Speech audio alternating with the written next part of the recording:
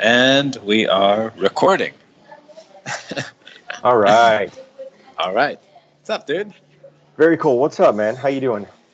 So far, so good. Good. Is it, How's your Saturday morning treating you?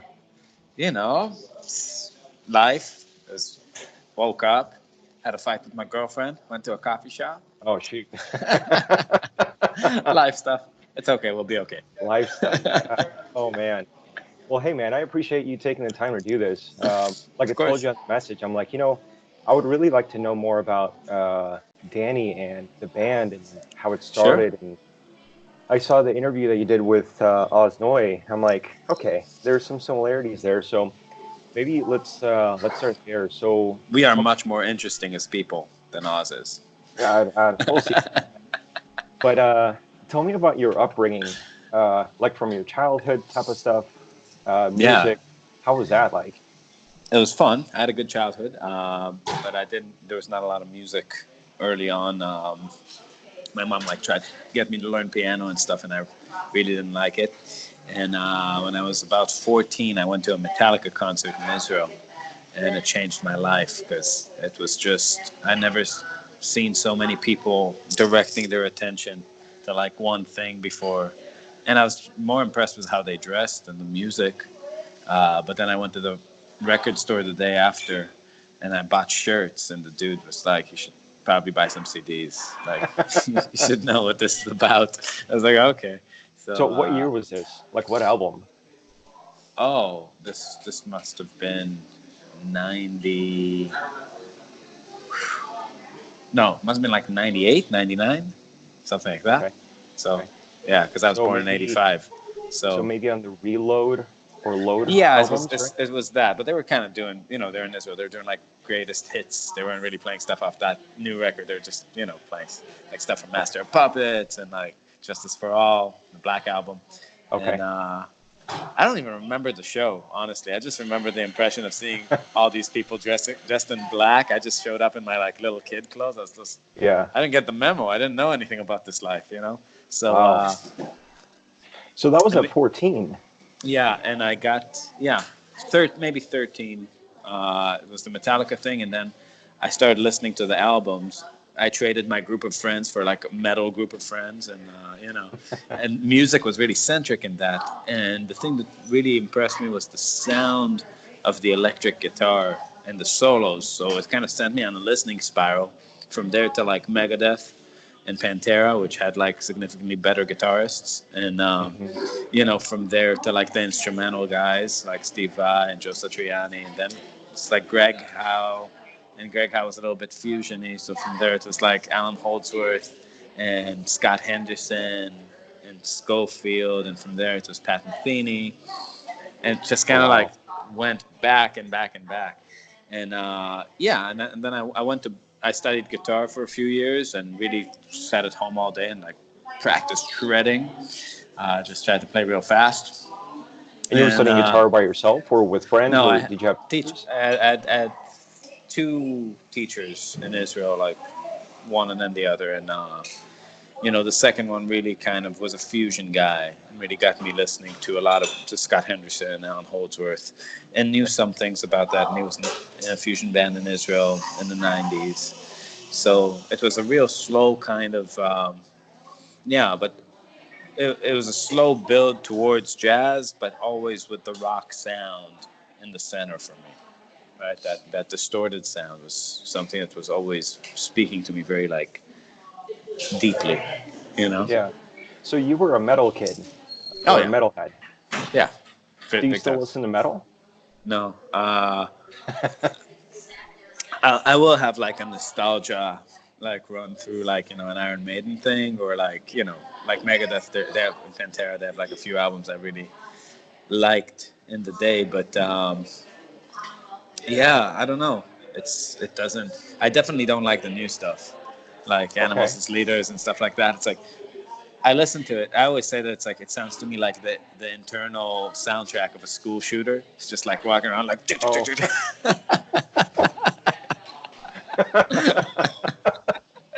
Oh yeah, man. yeah. Funny But analogy. but I don't know.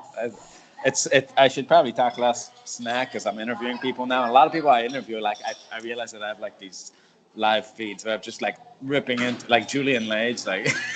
Yeah. I hope to have him one day, but he has this one song that sounds exactly like a Tom Petty song. I won't back down, you know, and Yeah. he calls it like Requiem, but it's the same melody. My fantasy was to have him over for an interview and being like, so, if somebody stands up to you, would you like stand your ground? Fuck with him, get in his head. Oh, that's funny, man. That's very funny. So, um, when you were, when you were playing the Metallica stuff, Megadeth, did you have bands when you were a kid? No, not really. This is in Israel, right?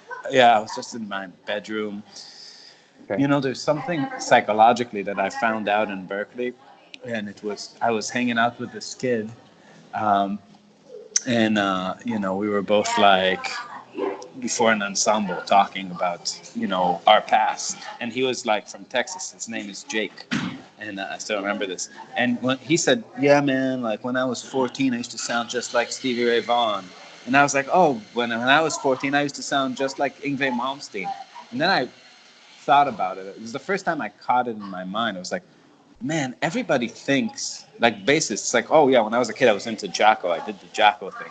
And because Yeah. you're not aware enough to realize what, like, you didn't do the Jacko thing or the Malmsteen thing or the SRV thing. You were just a kid sounding pathetic in your bedroom, but you thought you sounded like these people, and Yeah. you're so out of it that you register that memory as some sort of truth, right? But like to Yeah. go Yeah. down each one of those paths is like a lifelong commitment because those people sound great. If you don't sound good, you just kind of like play along to I always talk about the metaphor of the story of the elephant and the fly, which is the elephant's running through the savannah and there's a fly on his back, and the fly leans in and goes like, "Look how much dust we're making." Huh. Yeah, Yeah. that makes sense because I remember when I was a kid, I would think that I was just like Slash. Mm. I would play like him, and I'm sure I sucked at it. But yeah, that's an interesting perspective you have. Um, Yeah, no, so it's all fantasy because you gotta. The thing is, a lot of times when you get better at music, you get worse first. And the thing is, you're not actually you're staying the same level wise, but you sound worse to yourself because getting better involves growing a more critical awareness. So all of a sudden, you're more aware of what you sound like, and it yeah, feels like a step backwards, but it's just your mind. It's a look in the mirror. It's like, oh my God, I'm so beautiful. I'm so yeah, gorgeous. And yeah, then you yeah. see a mirror. It's like, no, that's not me. And then he's like, oh shit, that is me. I got to go to the gym, right? Yeah, yeah, yeah. So you went from Israel to Berkeley, Right. right? So how was that transition? Because I mean, I also Awful. went from Terrible. a different country to the U.S. So Where'd you come from? I don't Guatemala City. Yeah. Um, I moved to the States when I was 21. So how old were you when you moved to the States and going to Almost Berkeley and 18. all? Almost 18. I was 17. So, Wow. yeah, I was really young. And, Did you get a uh, scholarship or something? no, I didn't. I played like shit. I played like shit the whole time when I was in Berkeley too. I was not like one of those like popular school kids that is just like in 1,000 ensembles and like in a clique. I was in my bedroom practicing, really Yeah. feeling down about my playing all the time. You know, because it sucked. Not because it's like, oh, I'm so bad, but I'm really good. It's just Yeah, like yeah, yeah, I was actually bad at it, and I yeah, worked all the time because, you know, it gave me no joy to go and suck in front of people. And a lot of what scenes and cliques are just people that are like, you sound good, man. Do I sound good? You sound good too. Oh That's what wow. a clique is. You know, when you go to New York, it's like you go to Smalls Wow. and it's like, dude, you sound great tonight. It's like, oh, you sound great all the time. It's like, no, you sound greater. What? No way. So yeah, Are you serious? that's how they act. You know, that's what it's like it's the you know, it's people with no confidence patting each other on the back to feel good and Yeah, pretending like there's some sort of hierarchy. You know, yeah, for me, it was always like I was the bummer because I'd go into an ensemble situation and everybody would be like, oh, you sound great, you're crushing it. And they'd be like, we sound bad. We sound like a joke. Like yeah, listen to how Brecker Brothers sound. They yeah, sound great. like if we sound great, what's the word you use for that? You Right. know what I Yeah. mean? Because it's like some people So actually sound great. yeah. So I mean, going into Berkeley and learning from other kids and adults, I'm sure from your teachers and stuff. Do you think that you had this idea that you sucked and you were actually good because your standard was so high? Oh no, I mean, I think I actually did play very badly for the first guy. I didn't get it. You know, it's like Right. it took a long time. Um, I was not, you know, I still hear record. I think my playing started to really fall into place. It's well, I mean, I'm weird, dude. So it's like I started playing fusion, and then when I went to Berkeley, I got really into free jazz and avant-garde, and I did that for a while, and I was trying to be good at that, even though it doesn't have good or bad.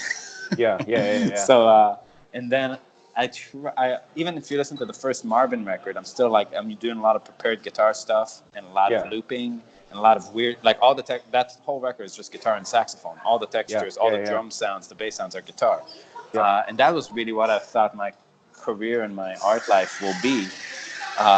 And things just ended up going a different way, you know, like getting more into linear playing, getting back into fusion.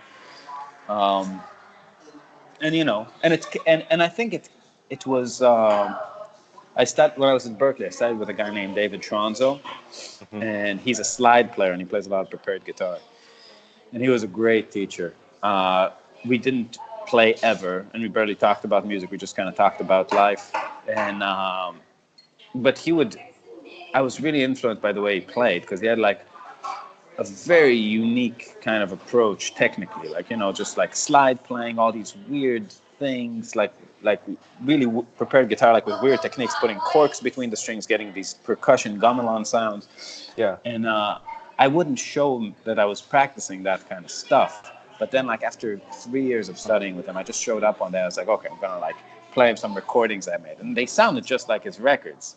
I Yeah. think even better, you know. Yeah. But he told me something that freaked me out. He said he told me that like his experience, like right now, looking at what I'm doing, he compared it to being, you know, that imagine that he's a tour guide and he's taking me on some sort of trip, Yeah. right? And instead of seeing this country he's showing me, I just follow around his footsteps and like Mickey Mouse's moves, like Yeah. you know, I totally missed the point. And he was so right. But that's the tragedy of learning because you're Yeah. drawn to a teacher, but you're trying to take his thing, but you're Yeah. not trying to take his approach to getting to the thing. That's Yeah. that's that's the joke of it. Like you know, that's why you have Django Reinhardt like impersonators rather than more people producing new styles of jazz. Django never Yeah. knew he played gypsy jazz until people called it gypsy jazz, but his interpretation of what jazz is was so strong that it gave birth to a style. Right? Yeah. I think Yeah.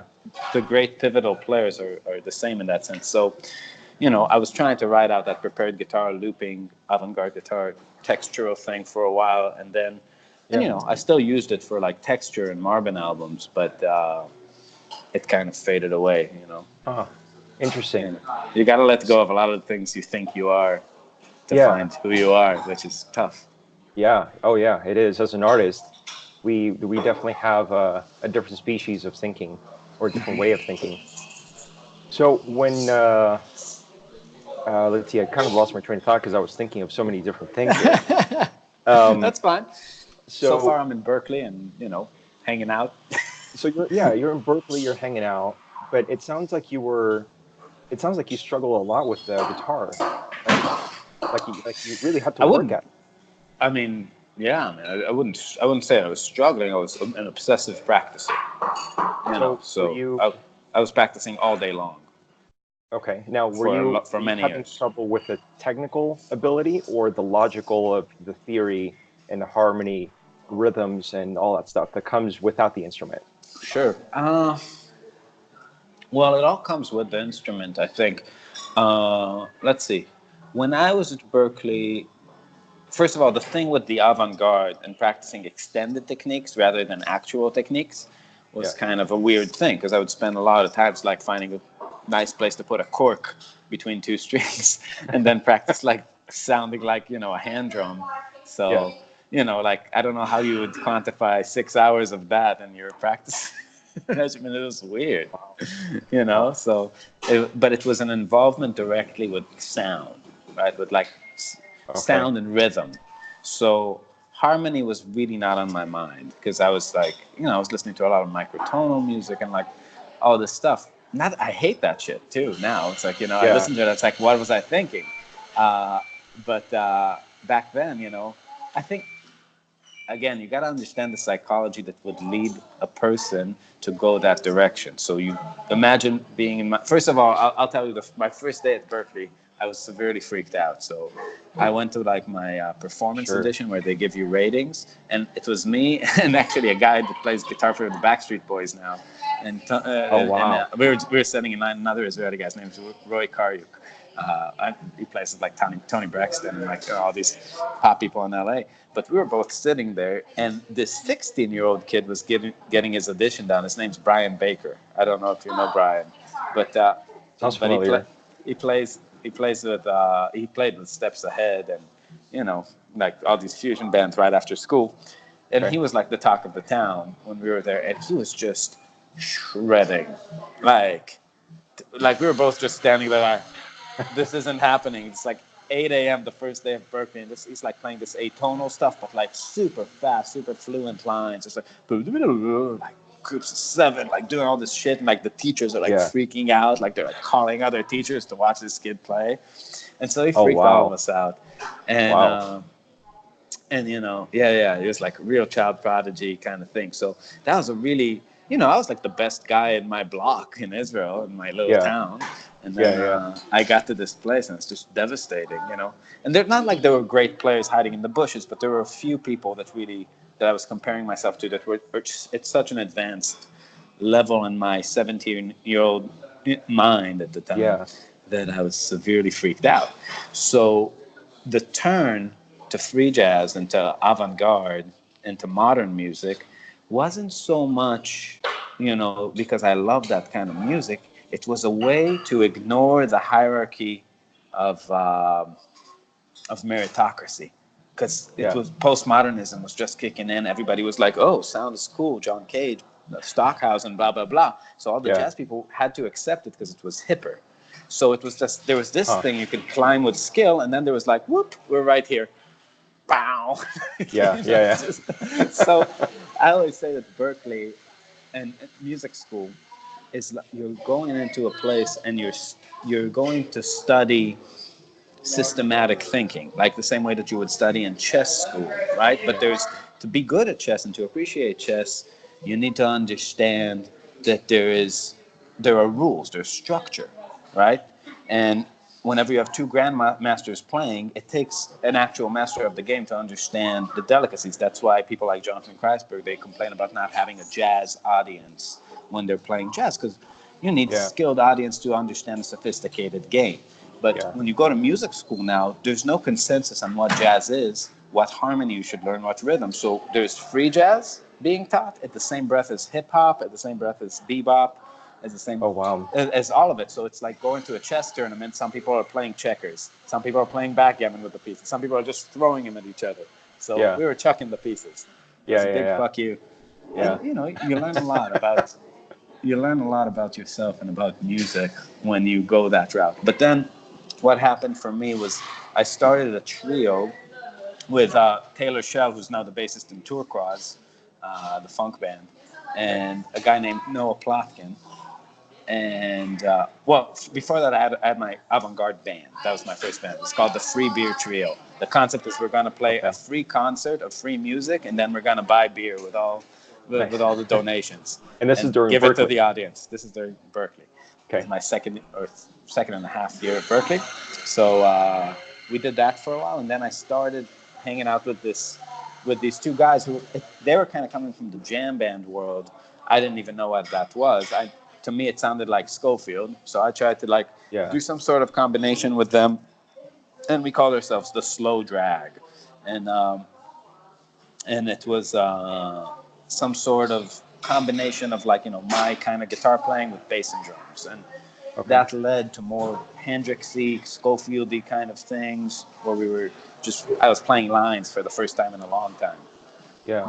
and from that, what happened next was we did that for the rest of my time in school, and then after school I went to Israel for a summer, and I took the drummer from that band, Noah, to Israel with me, and that's Hmm. where I met, through a bassist I knew when I was a kid, I met Dani, the Okay. saxophone player.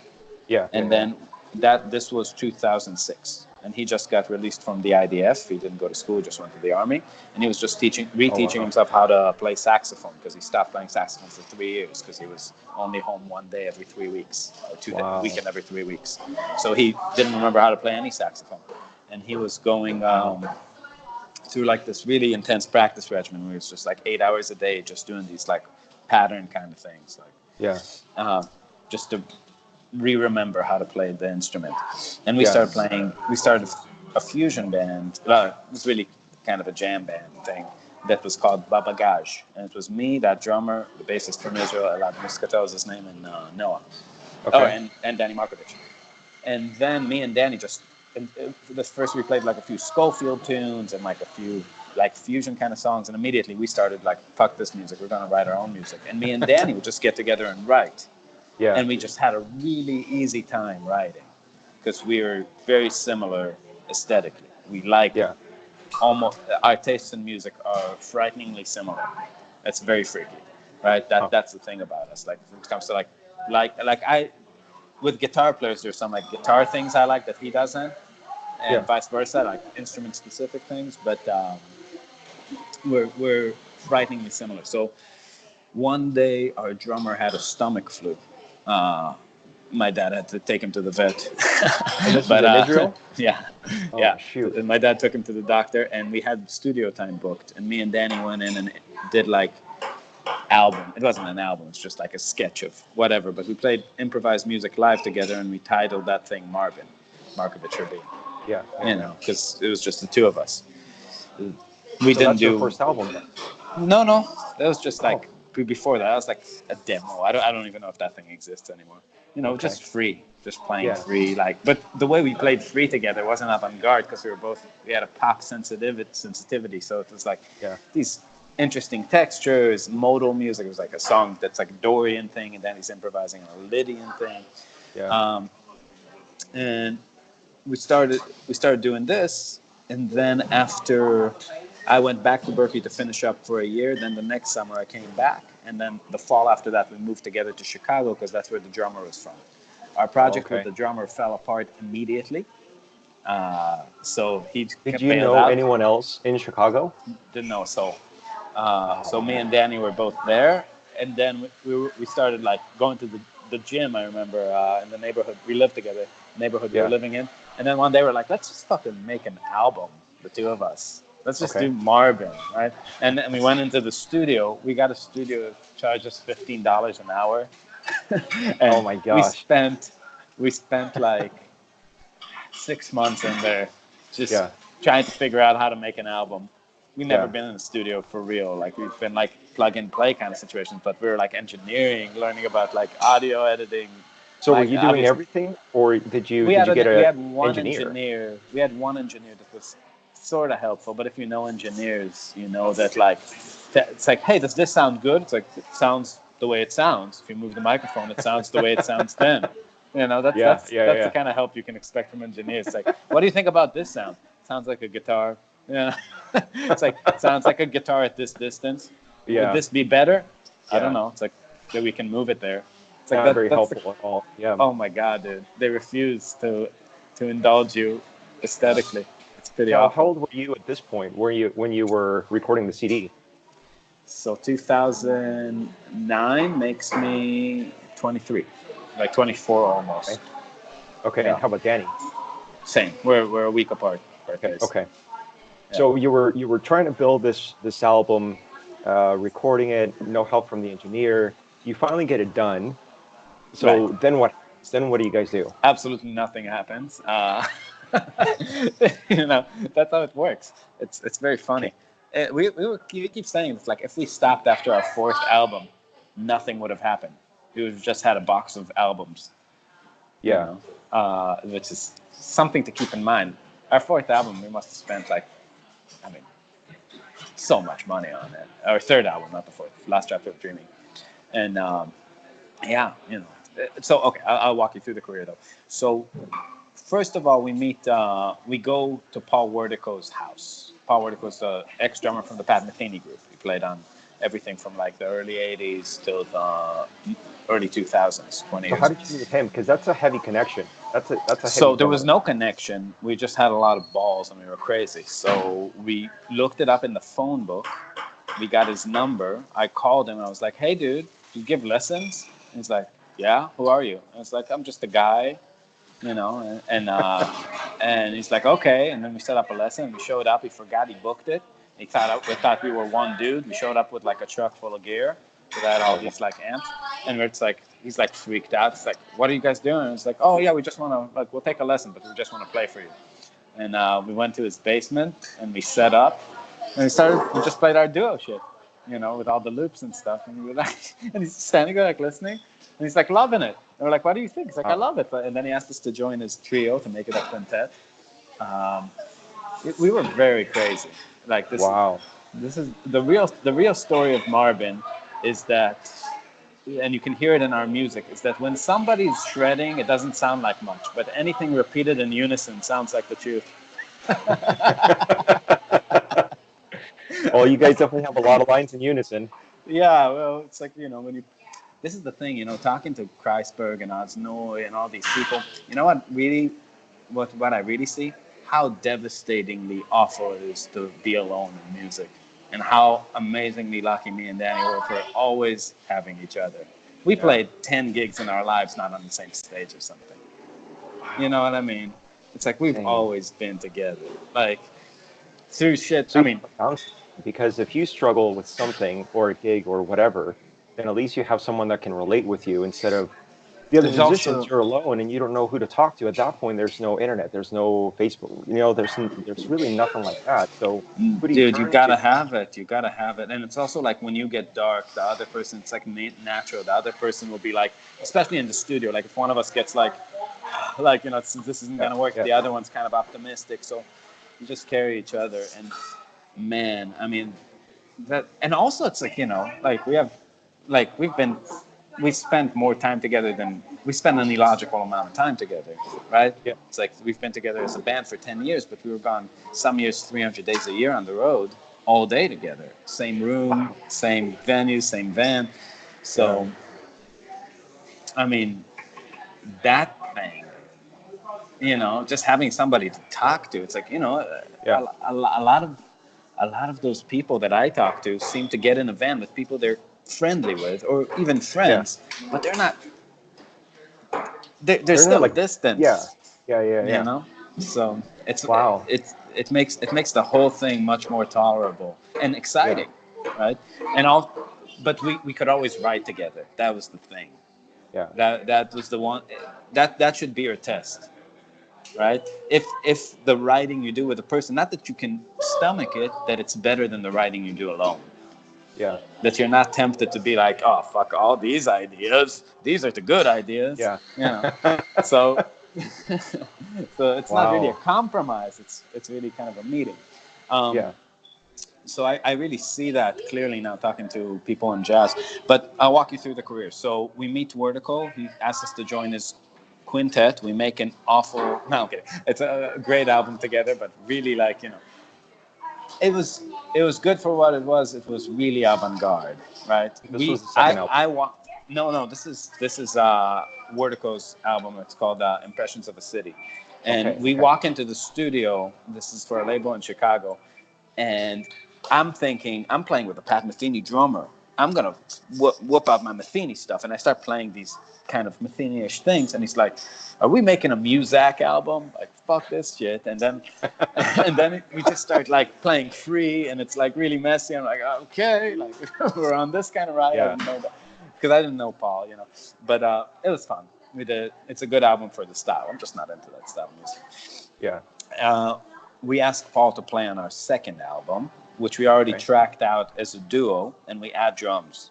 He introduces us to Steve Rodby, the bassist from the Athenian group, and then Steve tracks on it too, and then it becomes a bigger sound.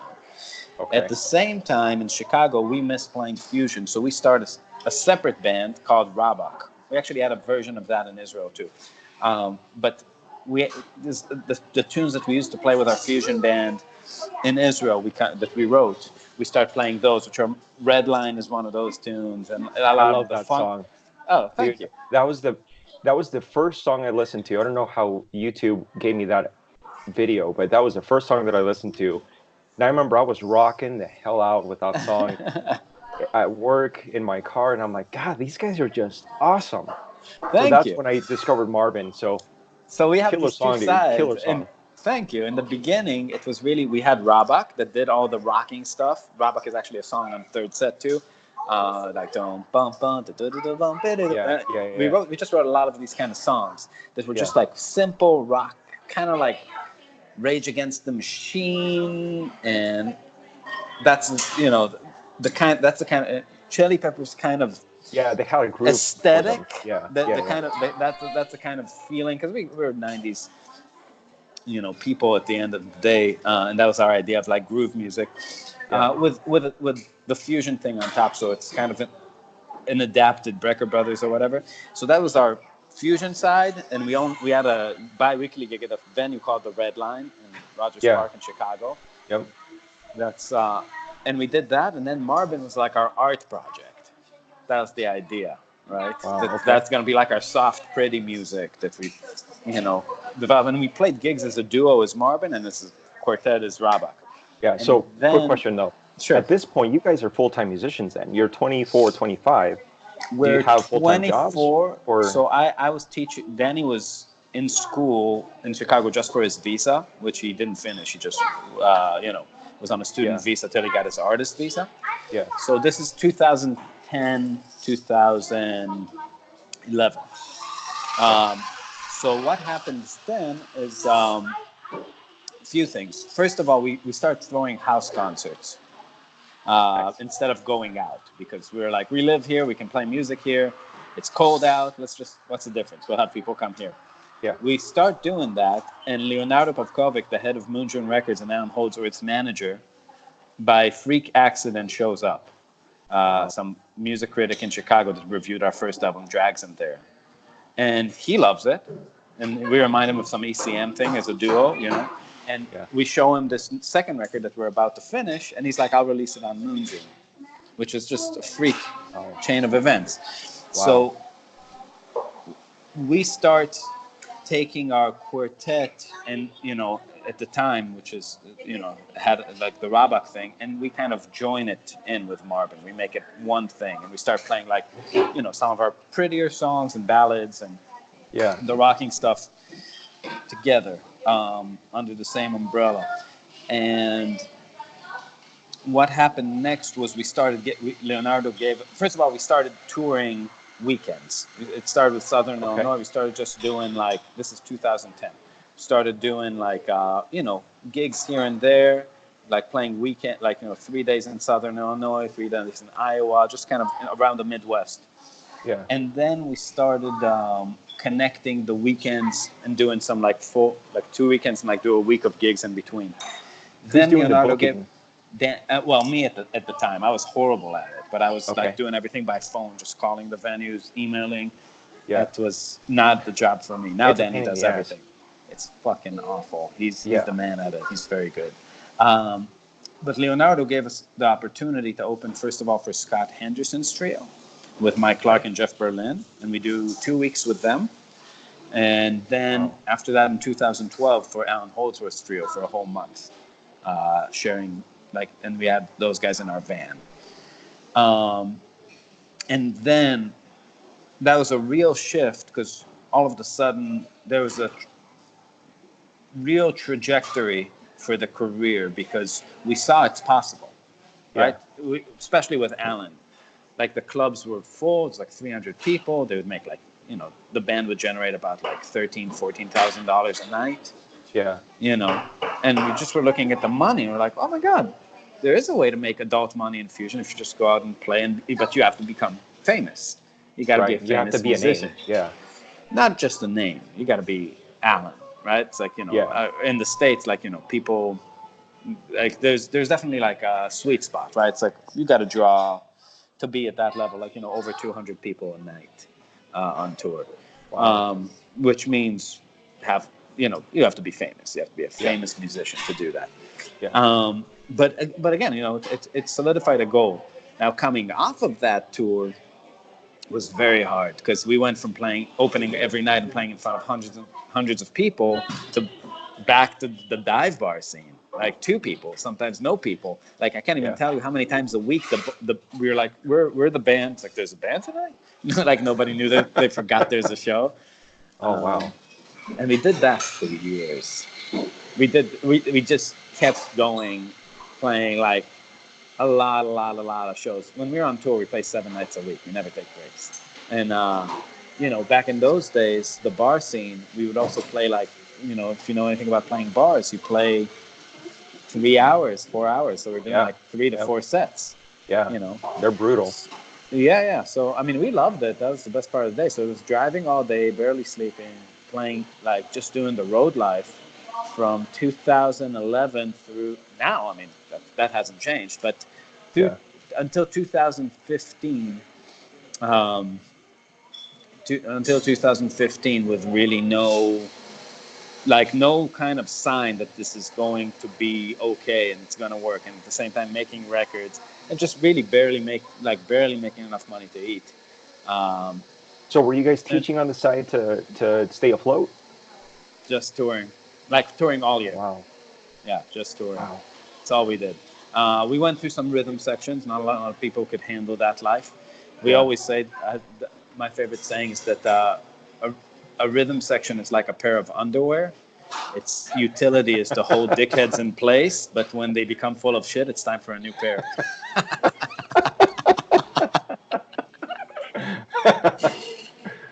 Oh, I told that's that to exciting. Steve Morse and his wife, and Steve didn't laugh, and his wife was cracking up.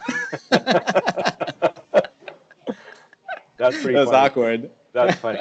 That's funny. Well, hey, when there's rhythm changes and you can understand the analogy better than anyone else.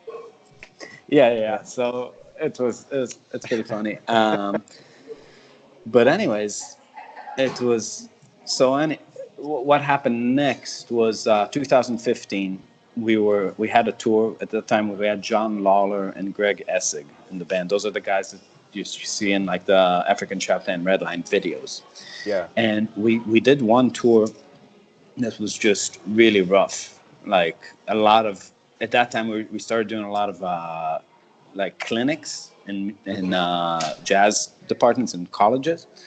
And when you do clinics, it fucks your driving schedule so hard because you gotta like drive, let's say, to a gig, play the gig, then you have a clinic in the morning at 10 in the next city. So you drive like through Oh the wow. night, do the clinic, get a hotel, sleep, play the gig, sleep again. So it's like a Yeah. lot of time. We do that.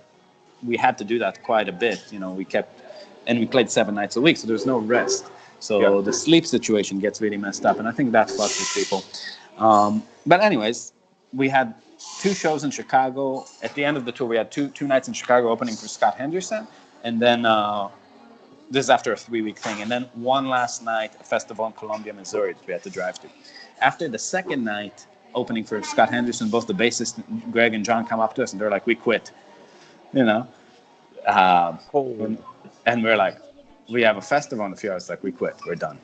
So me and Danny Wow. drove all night, did the festival as a duo, as a gypsy jazz duo, which is also a funny story. I'll Yeah. tell that in a minute. They did not like it.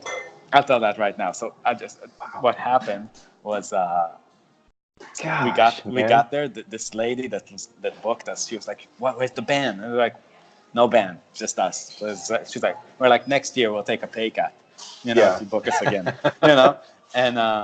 And she booked us again, and we show up the year after with like our new lineup, a whole band, and she's like Yeah. introducing the band on the mic, and we're all standing there, and she's like, to fuck with us, she's like on the mic, and she's like, "Last year they were here, and their drummer, what happened to your drummer?" And then she turns to Danny, and she's like, "He's dead." And she's like into the mic, she's like, he's dead. And then Danny's like, he's dead to us. Oh my gosh. And to the mic, she's going, he's dead to you, and the audience just roars laughing. The camera guy, he took a video. You can see like the visual camera.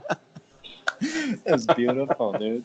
It was beautiful. Oh my God. Perfect. Anyway, so those two quit, and we did the gig, and then we were like, I got on the phone, and we had like that video session booked. We still haven't done those videos, the African Shop Day and Redline video, and I called him. It's like, listen, you really fucked us on this. Let's end this on good terms.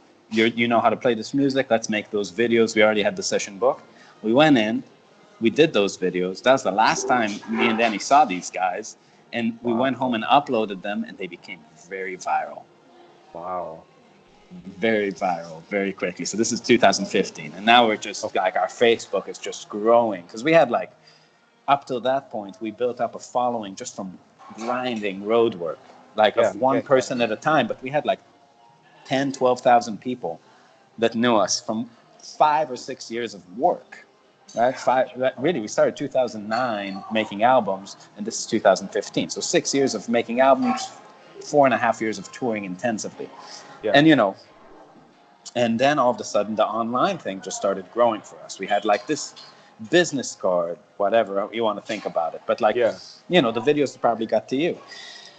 And that just started getting us attention, and more people at shows. And we had our new lineup, and we kept touring, made more videos, made more albums.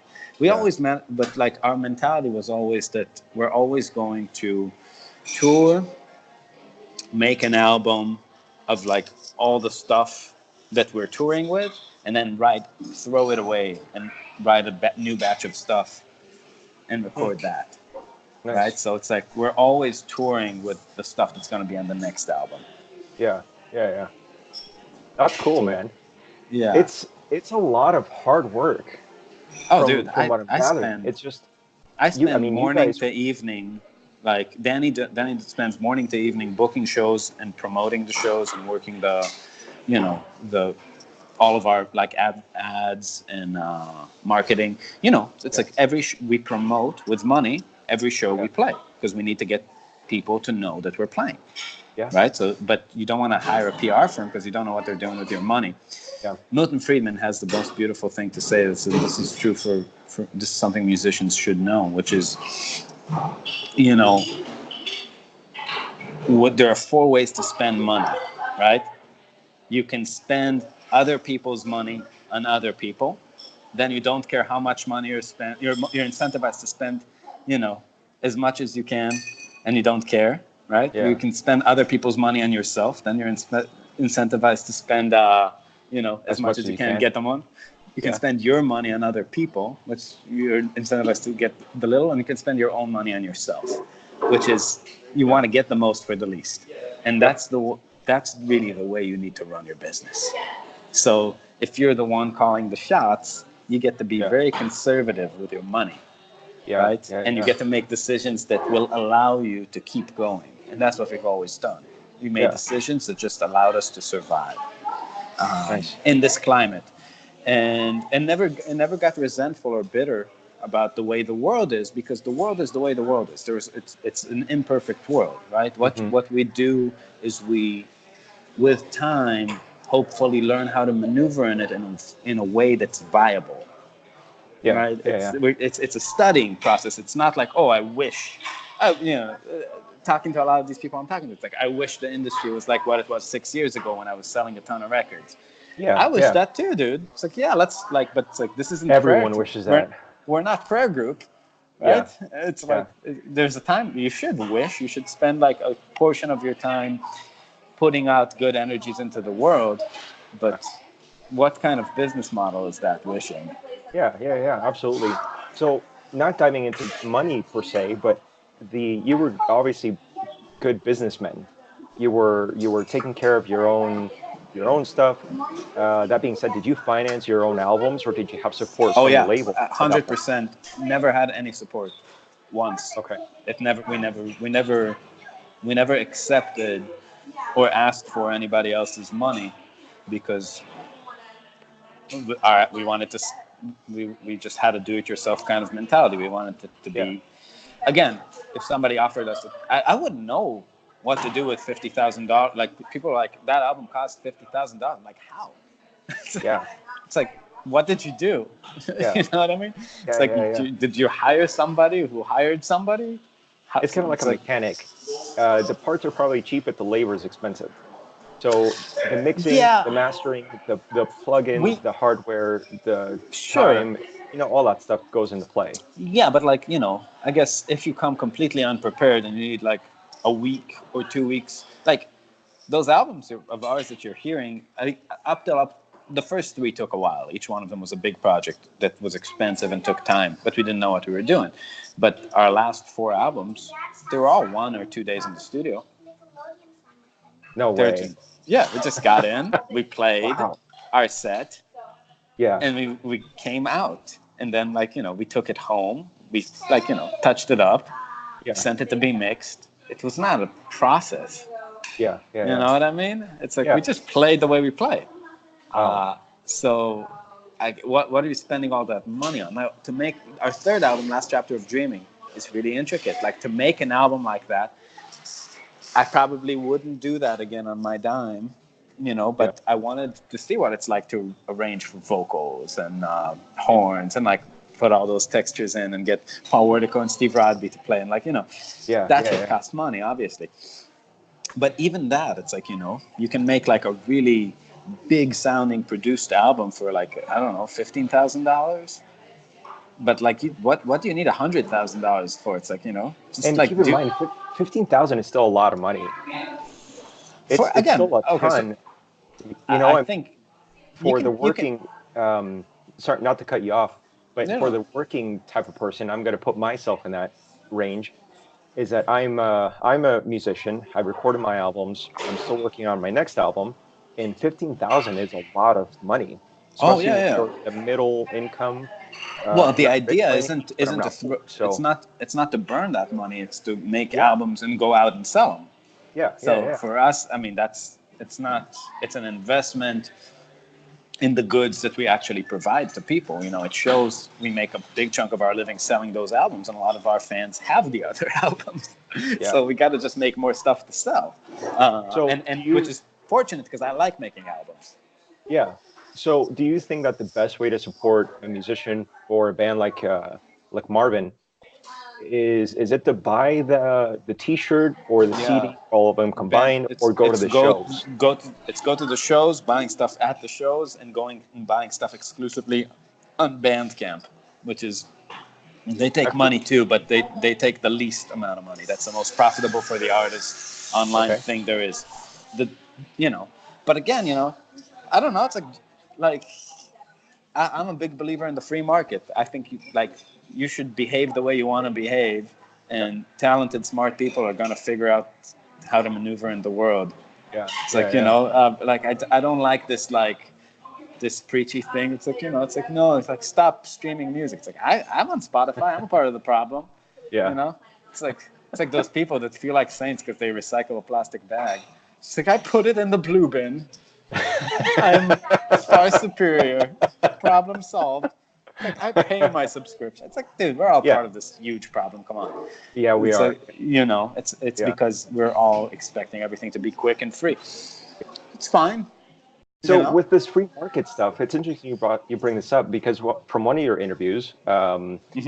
I think it was with this guitar teacher, and I'm sorry, I don't remember his name, but he plays covers or teaches other people's music, and he's getting blocked by YouTube, the Zupa. Yeah. algorithm, right? Yeah. Yeah. So do you are you interested in teaching anything like that to where you put your stuff on YouTube? I've seen the noodles and small Hmm. things you post, but covers. Are you speaking to the free market type of stuff? Do you want put your music out there or someone else's music the way you're teaching it to get more views, more visitors? What do you think about that?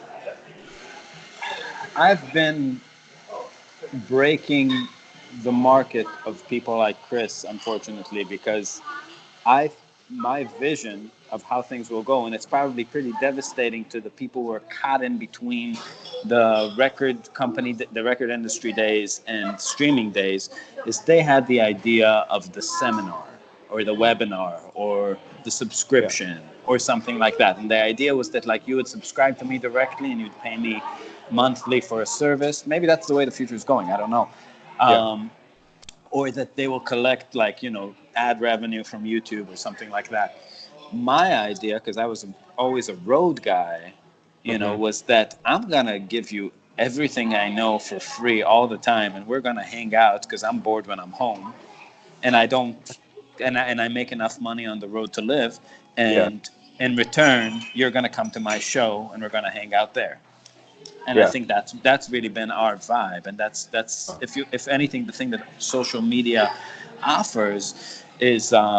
But it's two ways too. It's like I'm hanging out doing those live feeds every day. I know like hundreds of these people.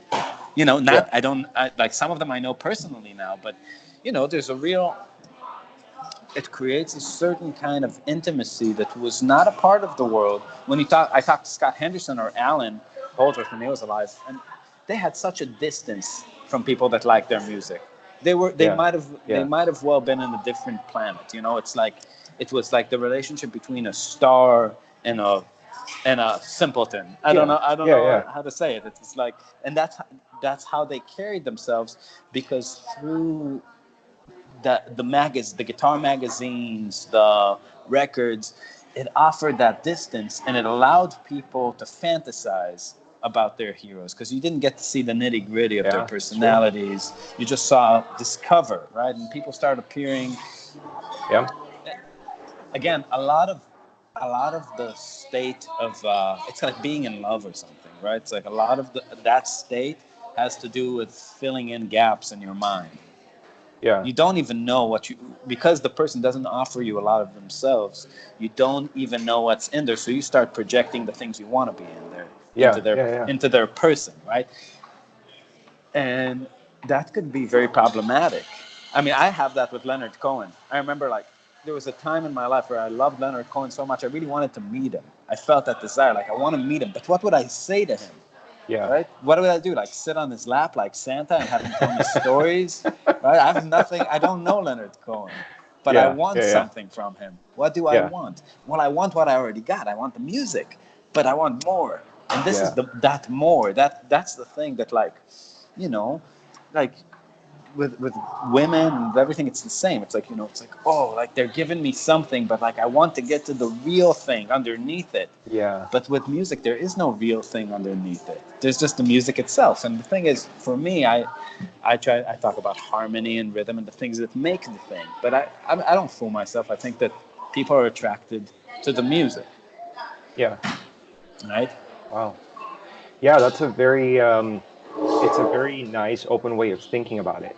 Um, I yesterday I saw the Rick Beato video on the rant that he goes on with the blockers and also Pete Thorne just to get information because I want to be educated on what's happening. Did you see the super chats he was collecting on the upper right corner? Yes, It's like he yes, was making like he made like what $1,200 on that rant. yeah, I did see that. But it's interesting. It's one of those things that it's I've noticed that if people, let's see, if someone goes off on a rant and you support the rant, then you give money, and everyone's cool with it. Everyone's good. Everyone's happy, jolly, and all that stuff. But as soon as the person says on the rant, please support me by giving me your money, then people go apeshit. They just lose it. And so it's an interesting thing to see people, okay, if I'm going to give from my free will, then I'm good. But if you ask Yeah, for ask it, for it then I'm directly. going to be Well, upset. And that's not absolutely true, because there's huge success for like GoFundMe's and like oh yeah, Patreons and all this stuff. People are yeah, asking for crowdsourcing. We just, for me, it always felt weird. I never thought of that like it's people's job to help me finance the product. My job was to yeah, sell them the give product, the right? product. Sell them the music, sell them the ticket, Yeah, and give them whatever I want to promote it. Again, but it's all about how much energy you have and willingness you have to share with people, and in what way you're going to get them. With Beato, I think the reason that he was blocked is that I think the YouTube algorithm detects harmonic bullshit. And some of those polychords are just silly. Yeah, yeah, no kidding. I wish they took out everything that had the words negative harmony in it. Yeah, You're like, woo, woo. it's We're you know, blocking this because it's not yeah, useful, and you're gonna sound like a joke if you play that shit it's on in front of people. yeah, it's a crazy thing. The algorithm is crazy. From one side, kudos to the engineers that developed this because it's very creative software, or the programming is brilliant. It's unfortunate that it's happening with music, and it's not tangible, and I don't know. It's a very interesting thing that we're living in. So I don't know. the I'm like meme would my be I'm feeling grabbing about popcorn and I'm just eating it because I'm watching yeah things go by. Okay, here we go. yeah my feeling about that whole thing is like, who gives a shit? It's copyright. Write your own music. Why are you talking about Yeah, these songs? yeah, Like, yeah, it's yeah, like, yeah. do we really need another breakdown of Guns N' Roses solos? Like, it's Yeah. like, just okay, just accept that thing is over. Like, just write some fucking tunes, man. It's like, it's not that hard, right? Yeah. It's like, So play. let me ask you something. So personally struggle with the creating melodies, right? When I listen to your music, to your band's music, you have really strong sense of melody. So how do you write that stuff for your songs? Because you said you spend 2 days in the studio and that's it. I'm guessing you prepare a That's whole after lot of a stuff. year of playing those songs on Okay. the road. Oh, okay. Okay. Cool. So we don't write and then make a record and then tour. We Okay. write, tour, then make a record.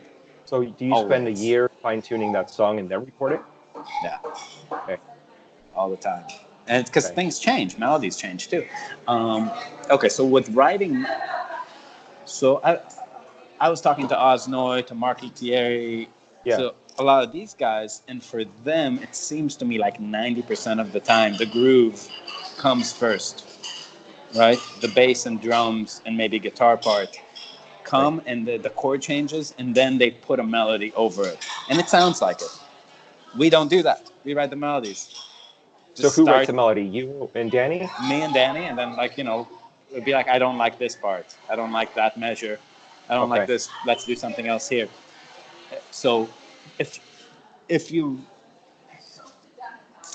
it's always the problem with process is that the order you do things changes the result. That's true for making an album too. If you start with drums, start with bass, it's a certain kind of album. If everybody Yeah. plays together and you peel things off to a certain kind of, if you start with a click track, it's a different kind of record. Yeah. Yeah. The Yeah. way you organize your process will change the product, right? Like what comes the end result.